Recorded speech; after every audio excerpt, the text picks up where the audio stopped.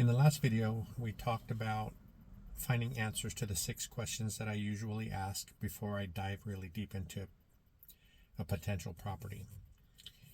In this video, I want to talk about how or what I look at when I pull up to a property that I'm considering purchasing for a rental. I'll use one of our St. Louis properties as an example. And it's going to be a little bit different, I think, between single families and duplexes, triplexes, or fourplexes, but we'll start with a single family this time. We have purchased properties in the Midwest, St. Louis specifically, and if I'm pulling up to one of those properties for the first time, I would do an exterior inspection, and of course, you should have a property inspection done by a licensed property inspector. And along with that, we usually get a sewer lateral inspection, which is the sewer line that runs from the house to the street if you're on city sewer. Septic systems are a little bit different. I don't think I particularly care to purchase a property that is on septic, but that's just me. We can go into those reasons in another video if it's interesting enough for you to want that information. So we pull up. Probably one of the first things that I would look for, and it seems to be common in St. Louis in particular, there's always a big tree in the front yard, which can be beautiful, but can cause problems with that sewer lateral. The roots tear into the lateral, depending on what it's made of. When the house was built, it could be made of different things. And it's not usually ABS, which is a plastic type of pipe going from the house. The ones that we purchased recently were built in the 50s. They'll usually have some kind of clay pipe, and that clay pipe comes in 4-foot sections typically. And over time, especially with a tree over it, that pipe can have movement, and the joints will open up just a little bit on all of those 4-foot sections, and then the roots seek the water that's running through the sewer pipe, so they'll get into those cracks and make things worse. So that's one thing that we always have done. I mentioned this was single family.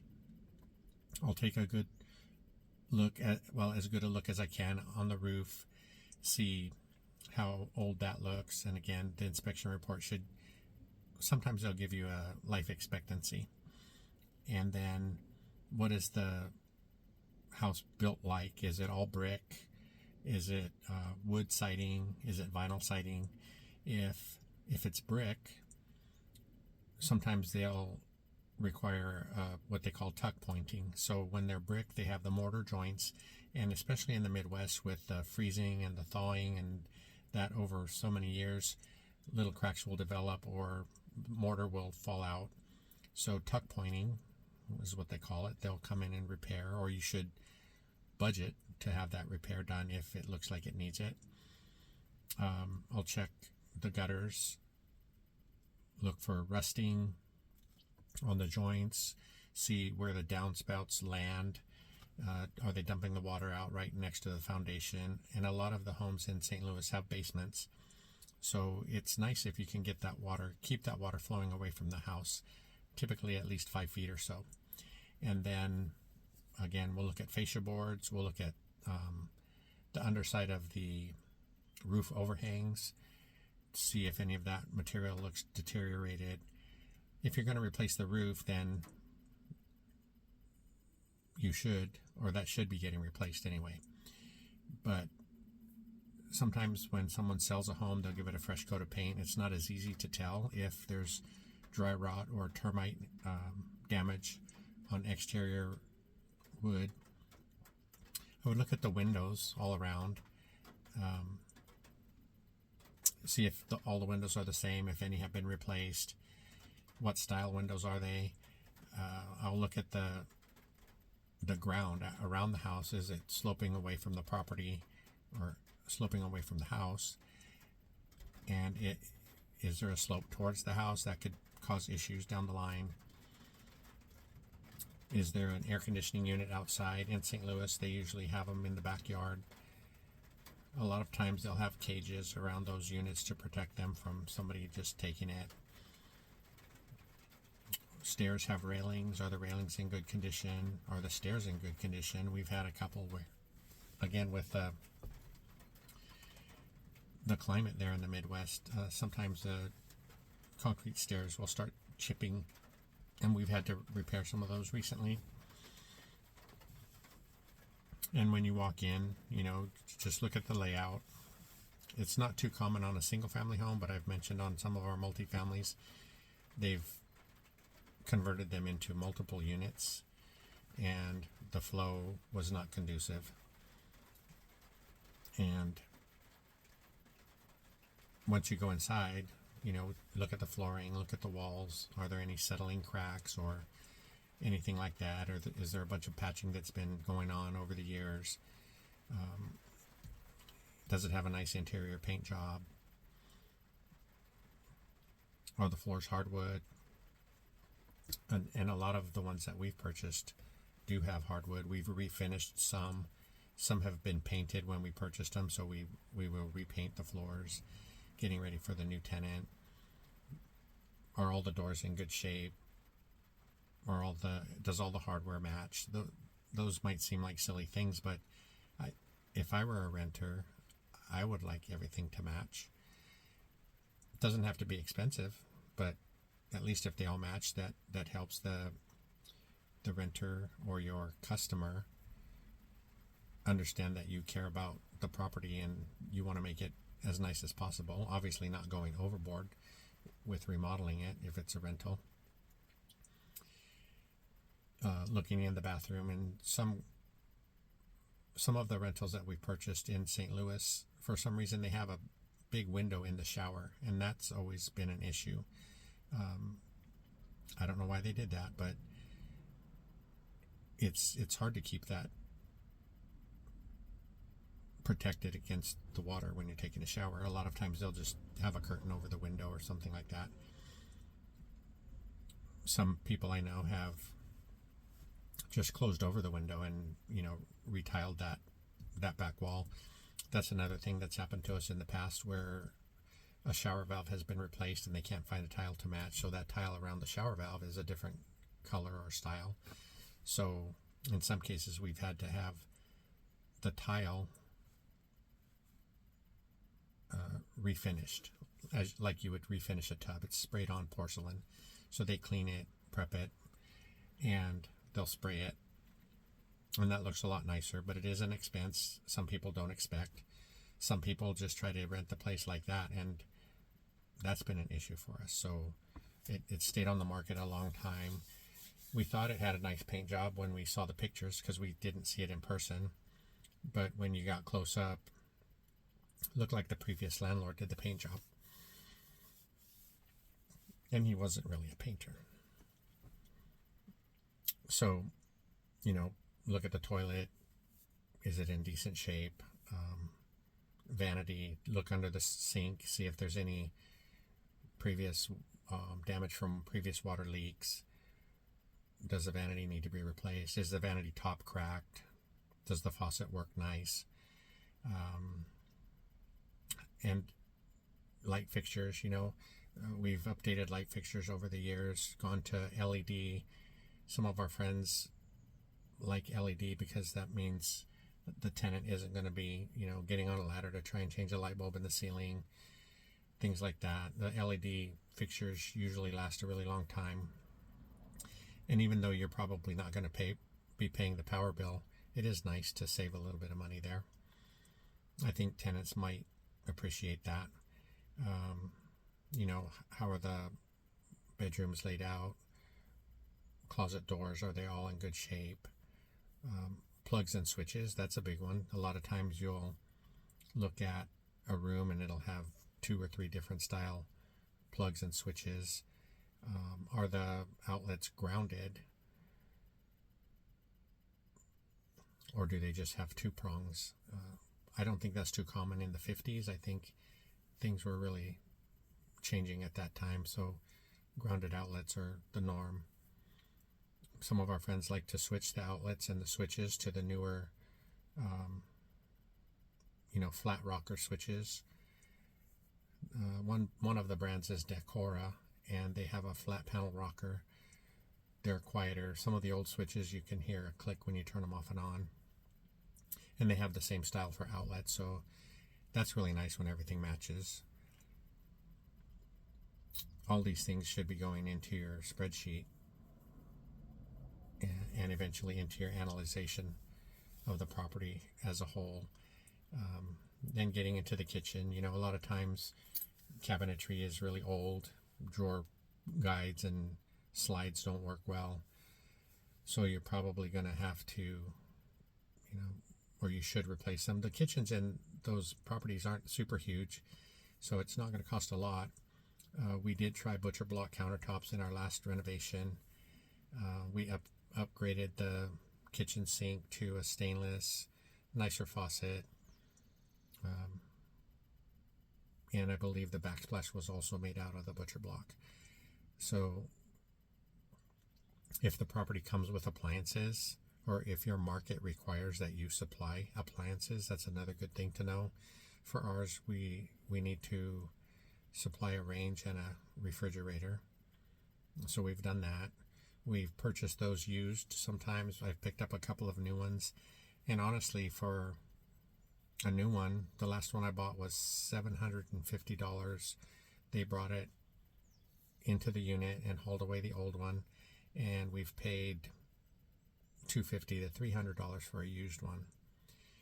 So it just depends. If you have nice used appliances in your market, that might be a good place to shop. And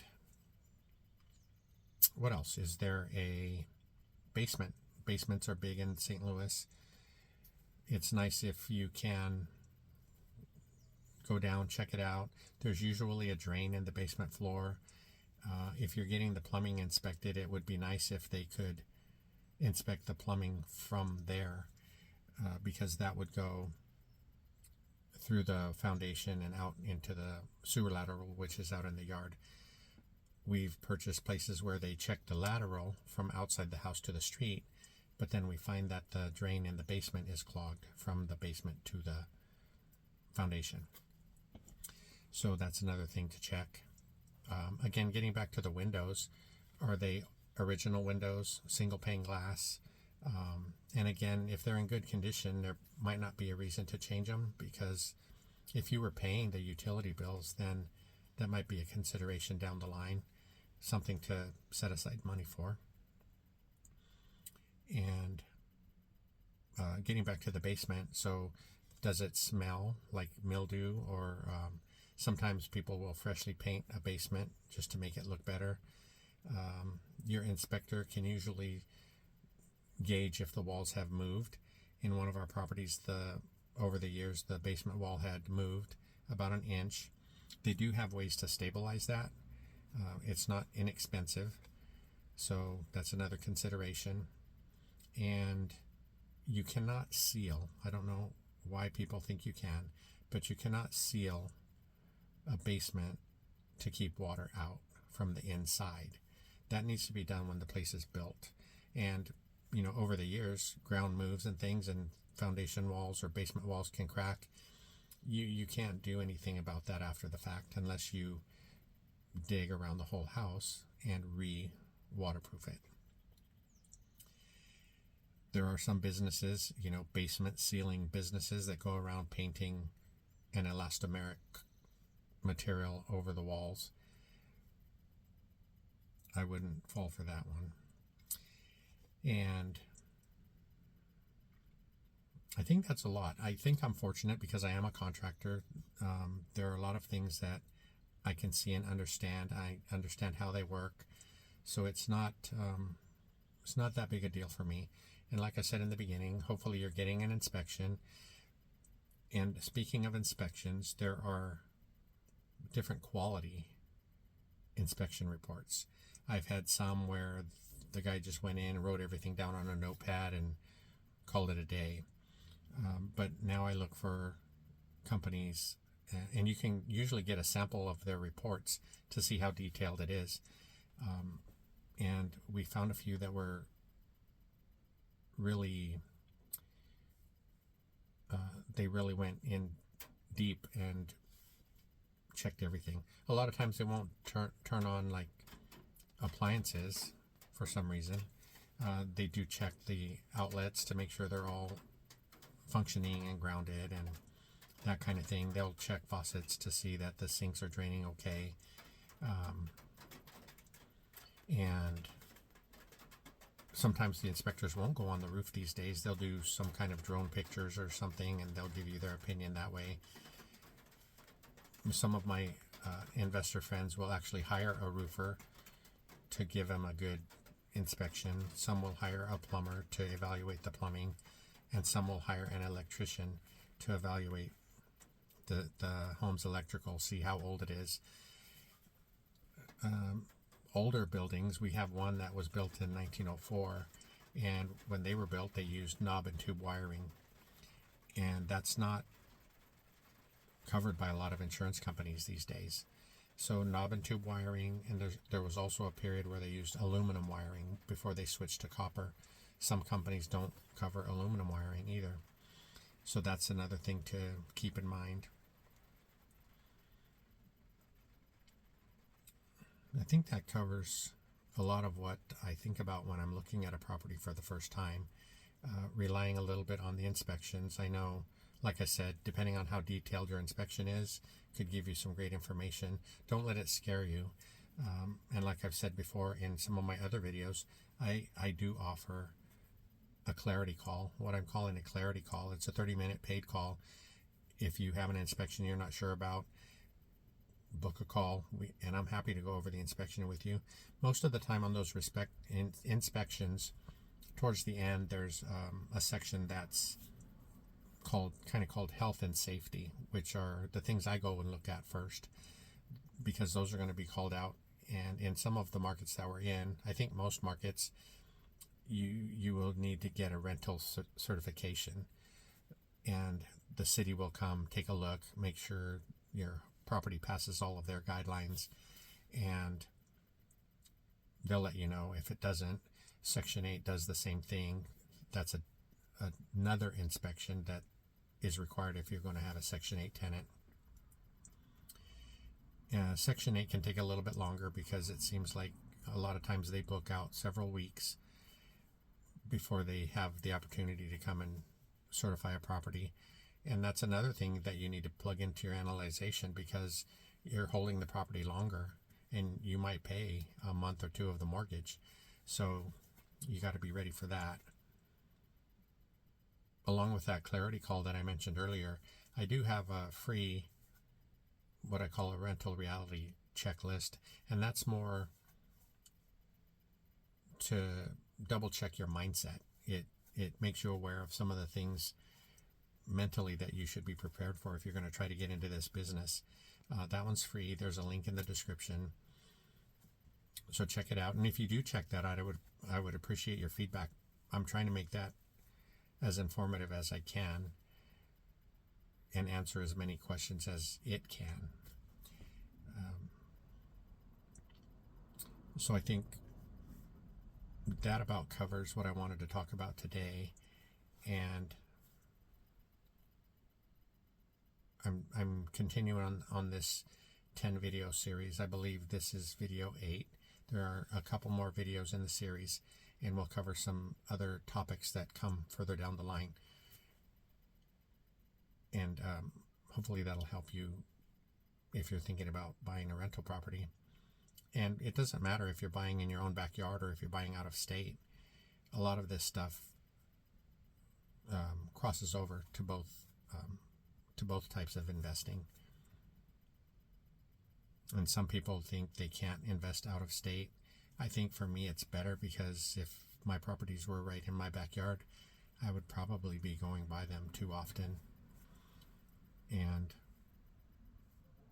that's not a good thing for me.